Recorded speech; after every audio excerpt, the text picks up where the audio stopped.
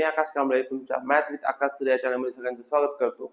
तर आपण आधीच्या व्हिडिओमध्ये क्वाड्रॅटिक इक्वेशन बघितलं होतं. त्यामध्ये आपण फॅक्टरायझेशन मेथड आणि फॉर्म्युला मेथड बघितला होता. आपण त्याचं पुढचं घेऊ. Next nature of root. तर नेचर ऑफ रूट्स म्हणजे काय? तर आपला standard form of quadratic equation माहित आहे काय? X square plus b x plus c equal to 0. जेव्हा आपण बी स्क्वेअर मायनस 4ac ची व्हॅल्यू काढतो, ज्यालाच आपण काय म्हणतो? डिस्क्रिमिनंट म्हणतो. काय म्हणतो? डिस्क्रिमिनंट.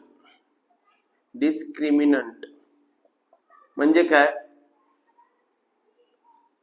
त्यालाच आपण डेल्टा पण म्हणू शकतो. म्हणजे जेव्हा फर्स्ट कंडिशन, ह्याच्यामध्ये तीन कंडिशन, नेचर ऑफ रूट मध्ये तीन कंडिशन आहेत. जर बी स्क्वेअर मायनस 4ac ची व्हॅल्यू जर 0 असेल तर रूट्स असतात real and equal. Real and equal. First condition. Next second condition, जर b square minus 4ac is greater than 0 असेल तर roots are real and unequal. Roots कसे असतात?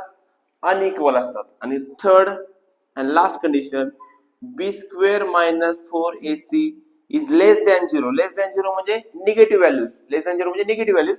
तर असं असेल तर रूट्स आर नॉट रियल.